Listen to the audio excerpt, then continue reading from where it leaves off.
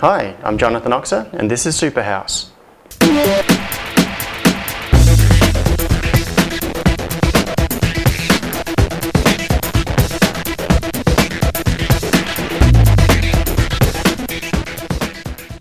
If you're setting up a home automation system, or pretty much any system that has distributed devices that you need to communicate with, it can be really annoying trying to get power to them. The thing is that you've got to get power, or you've got to get data to them anyway. In my case, I'm using Ethernet all around the place. So I've got sensors and actuators and control panels and things like that mounted all around the house.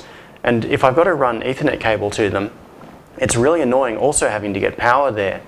If you've got a device that's mounted up inside a ceiling space, for example, with like a temperature sensor, you might have to put a plug pack up inside the ceiling with an extension cord going to it, or maybe mount the plug pack somewhere else, attached to a power point, run a long cable up to it, and it's really ugly, it's really annoying. But the thing is, you can actually run power over the data cable.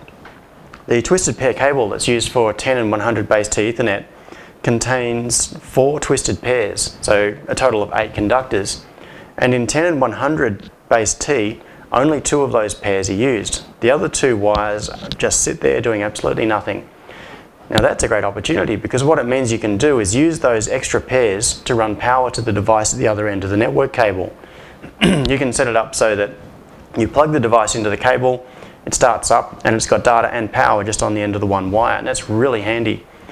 The simple way to do that is to find the 2 pairs that are not used by the network, cut into the cable and trim them out, and then you can solder a DC jack or something like that on it at each end of the cable. So typically what you would do is put something like a DC socket on one end, DC plug on the other, and it essentially becomes an extension for whatever power supply you use to run your device.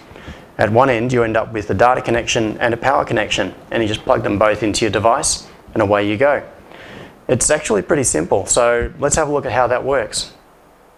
So what we have set up here is a very typical setup for an Arduino based device that might be used in an automation system or a sensor or whatever. We've got the Ethernet switch with an uplink to the rest of the network, and we have a network segment which comes down to the device. So in this case it's an Arduino compatible board with an Ethernet shield on top of it. Now the network segment is just a regular Ethernet segment. You can see it's powered up. Power is coming in, it's about 9 or 10 volts at the moment, being fed in by this DC jack. So if we unplug the jack, you can see we lose power on the device, which means we have to have the power supply available locally. So the objective here is to supply everything through the data cable. We don't want to have this jack plugged in. So we'll take that back. Imagine that that is now centralized, and the power supply is sitting just near the Ethernet switch, and this might be 30 or 50 meters of cable away, down at the end of this Ethernet wire.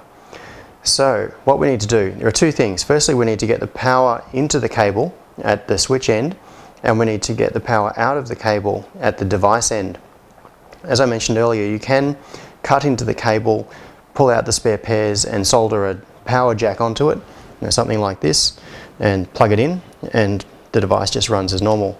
Now this particular Ethernet shield has an extra little feature that makes it really easy just to save some cutting and soldering. The extra pairs that are used for power over Ethernet are brought through on the PCB, and they're exposed on these headers, which means that to connect those spare pairs through to the equivalent of the DC input, all we have to do is put a couple of jumpers on the back of these headers. So now if we send power down the spare pairs, it'll go through these headers into the voltage regulator, and the board will power up. So this is now ready to accept power via the network. Now at the other end, we need to get power in. Once again, you could cut back the cable insulation if you wanted to, pull out those spare pairs, solder a socket onto it and plug the DC jack in, and everything would be fine. I'm kind of lazy, so I got sick of cutting and splicing cables, so I ended up designing this little thing which just does the job for you. It's a midspan injector. So we unplug the network cable and plug it into one of the output channels on the injector, and we'll grab another bit of cable and use that to plug the injector into the switch. So what we can now do is plug the power supply into the injector, which puts that power onto the extra pairs on the wire, comes down through the device, and as you can see, it's now powered up and running, connected to Ethernet, with nothing but a network cable. And it's as easy as that. Now, do-it-yourself power over Ethernet is fine in most situations, but it can be a little bit fiddly. It's really annoying having to set up all of the injectors and cut cables and things like that. As I've just shown you, there are ways you can avoid cutting cables and make it a lot easier, but it still has some problems. You can also get commercial power over Ethernet equipment. Early PoE gear didn't follow any particular standard. Each company just made it up as they went. And over time, there was a standard developed, which the first standard was the 802.3 AF power over Ethernet standard. And you can buy switches now that have that built in. This, for example, is a Netgear switch with power over Ethernet support built in. So you plug devices into here and power is available at the other end of the network cable. So that's really easy. PoE switches tend to be a lot more expensive, but they're really convenient. But there's a catch. If you're doing this at a hobbyist level, dealing with commercial power over Ethernet equipment can be quite difficult. There are a few reasons for that. The voltage that it supplies is quite high. Commercial PoE gear runs at a nominal 48 volts. There are a couple of reasons for that. One is that a lot of early rack mount gear used a 48 volt DC power bus, and that was so that they could run off backup batteries. So you could have say 4 12 volt batteries in series and run a rack full of gear. There's also power loss reasons. This is the same reason that high voltage power lines are high voltage. There's a very good reason that all of the power lines down the street don't just run at 240 volts or 110 volts. They run at thousands or tens or hundreds of thousands of volts. So think about it like this. Imagine that you have a device at the end of a long piece of Ethernet cable, and that particular device needs, say, 1 watt of power, which is pretty typical for something like an Arduino class device with maybe some I/O and a couple of odds and ends on it. About a watt is a reasonable ballpark. So we want to get 1 watt of power down that cable. Now, the cable could be fairly long, wander around the house. There might be, say, 10 ohms of resistance in that cable. That's probably slightly overstating it for typical twisted pair cable, but it's around about that. For a long cable run, it might be 5 ohms or something like that. 10 ohms is a good round number to work for in this example. Okay, so imagine in our little DIY scenario, we put 10 volts on the line. And so we have 10 volts that we're going to supply. Now, we know that power is equal to voltage times current. So what current do we need to get down there? Well, we can easily resolve that. So it's 10 volts by 0.1 amps to give you the 1 watt of power. Okay, fair enough. So we've got 0.1 amps of power, so 100 milliamps. Now, we also know that V equals IR, and we can resolve the voltage drop that we are going to get across that Ethernet cable.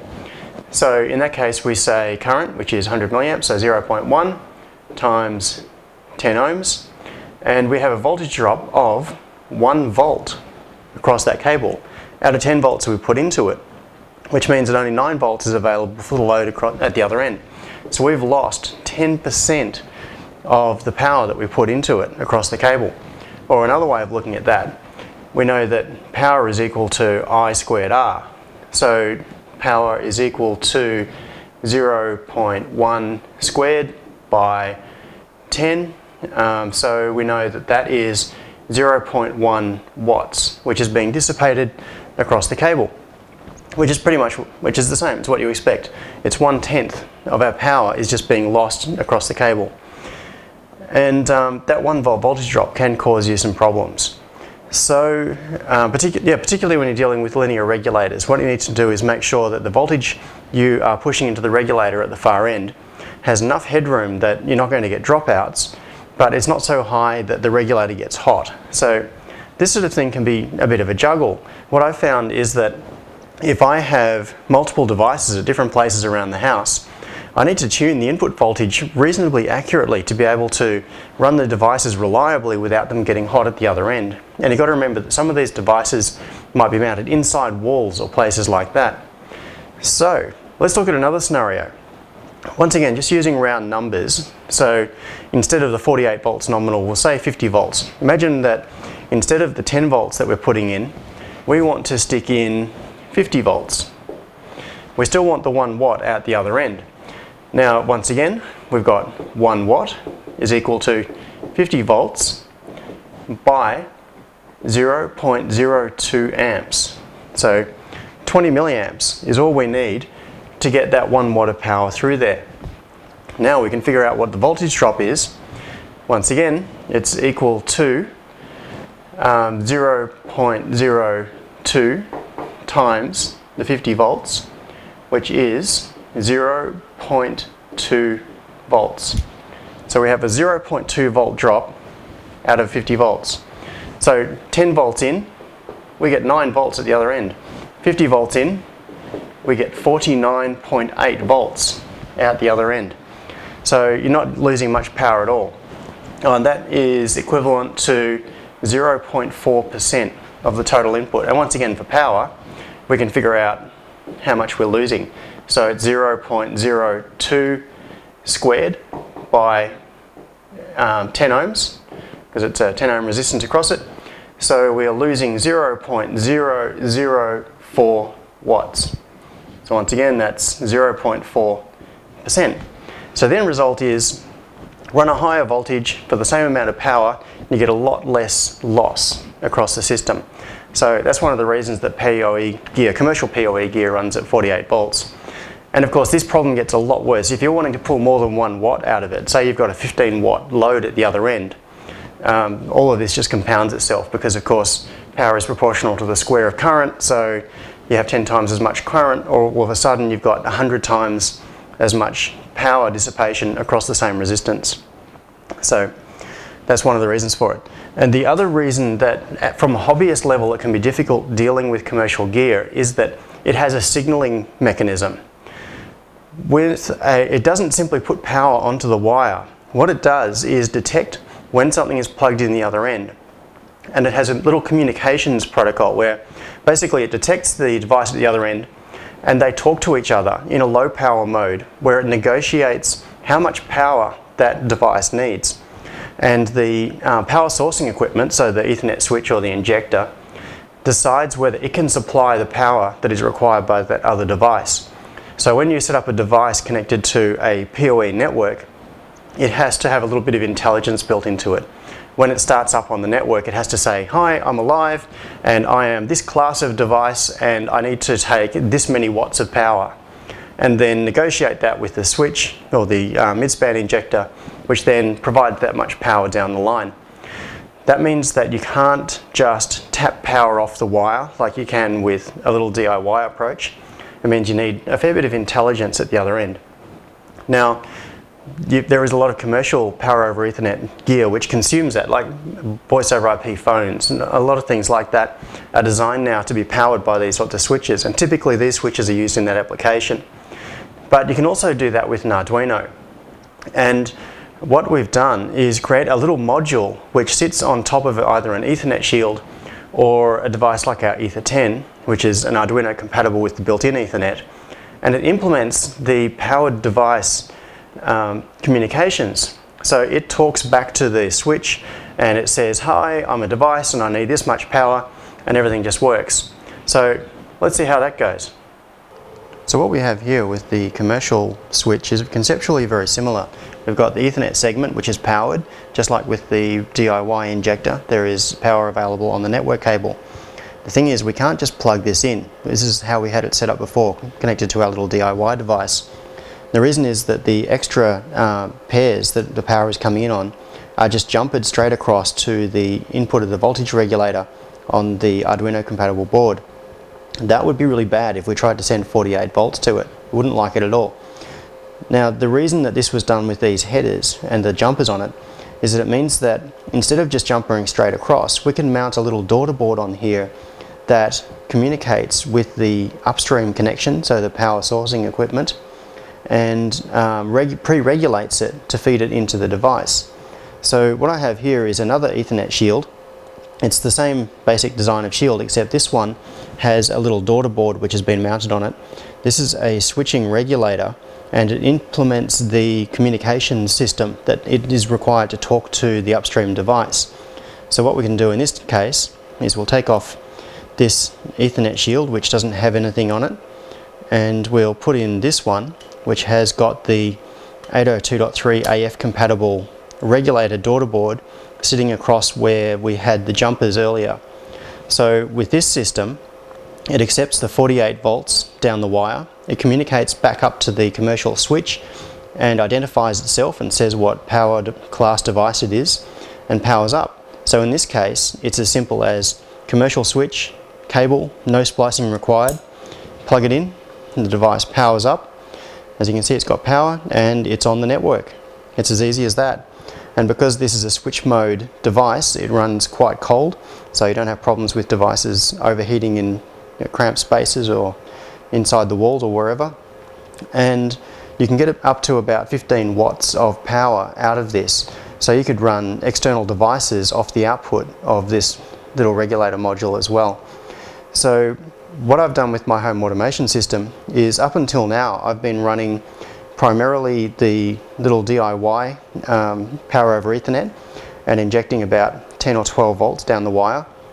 What I'm going to do now is switch over and remove those injectors that you saw in the last video and put one of these Ethernet switches into the cupboard just where my switchboard is mounted, and all of the light switches and things will be converted over to running on this commercial 802.3 AF standard using these little modules. So let's go and have a look at the switchboard and switch this out. So here we have the rack. As we saw it at the end of the last episode, it's been cleaned up a lot, everything's been nicely mounted. We still have these midspan injectors hanging out the front. So the next step is to mount the commercial power over Ethernet switch. We're going to fit it in just down the bottom here, and then we can start switching over the endpoints to use the commercial PoE rather than the low voltage PoE. So time to get it in.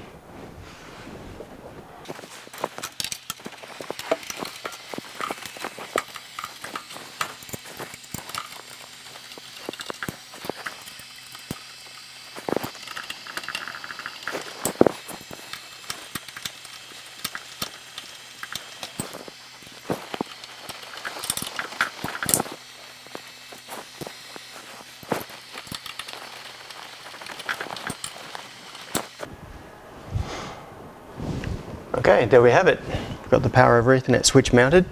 Now, if you are looking carefully, you may notice that this is protruding out quite a long way forwards. It's sitting a lot further forwards than the other devices in the rack. The reason for that is that it's deeper than I was expecting, and there wasn't much room for the power cable to get in the back. So what I did was took the little rack mount ears off the side and reversed them. So the ears themselves are now facing backwards, which moves the whole switch forward in the rack.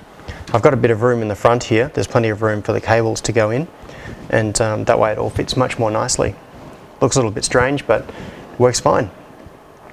So now we can move on to converting over the endpoints, and I'll show you what we need to do for that. This is a light switch that I've just taken out of a bedroom, and it's based on that PCB that I showed in one of the previous episodes with illuminated push buttons through it. It's connected onto a prototyping shield on an Arduino compatible board. So this is an Ether 10 which supports power over Ethernet. And what we need to do is take this off, and you can see here it has the jumpers in place for bridging the low voltage power over Ethernet straight through onto the voltage regulator. So I need to take those off. One of the next steps is going to be to fit one of these power over Ethernet regulators. It's a little switch mode power supply, but we'll get back to that in just a moment. First, I need to modify this. Now this is the breakout that connects the illuminated buttons to the Arduino compatible board. But because I'm going to be fitting a voltage regulator on here, which is going to take up a bit of physical space, there isn't a lot of room. So what I need to do is cut a U shape into the middle of this and leave room for it to go around the voltage regulator. Now, one thing that you may notice on this that's a little bit odd, looks like there's a transistor here. It's actually a DS18B20 temperature sensor. The reason I have that on this board, which is normally buried away inside the wall, is that I use a little trick in the sketch that runs on this board, so that the sketch, when it starts up, looks for a temperature sensor, which is a 1-wire bus temperature sensor, and it reads the device identifier from it. Every DS18B20, in fact every 1-wire bus device, has a unique identifier for the bus. So what I do is use that as the MAC address when the system registers itself on the network using DHCP. So that way I can run the exact same firmware in every board. I don't need to customize them with different MAC addresses, and yet I can plug it in and know that it will come up with a unique identifier and get its own IP address. So I am going to have to move this out of the way and probably remove the capacitor and cut myself a little U shape in there.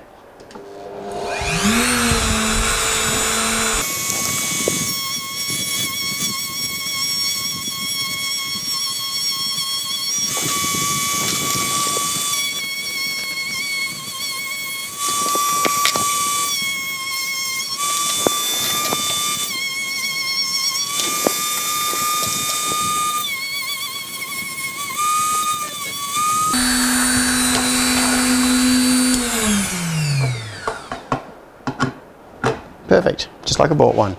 And now back at the workbench, I can fit the power over Ethernet regulator. I've sat it onto the headers, so now I just need to solder it in place. So we now have the power over Ethernet regulator. This is set up ready to connect straight into a PoE network and be powered up. And let's check the fit. Now that the regulator is in place, we have the switch here with its hacked up U-shaped prototyping shield. So I'll fit that on.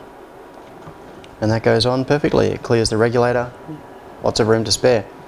So now what I need to do is transplant this DS18B20 and its power control resistor, its power sourcing resistor, over onto a spare bit of the prototyping area here.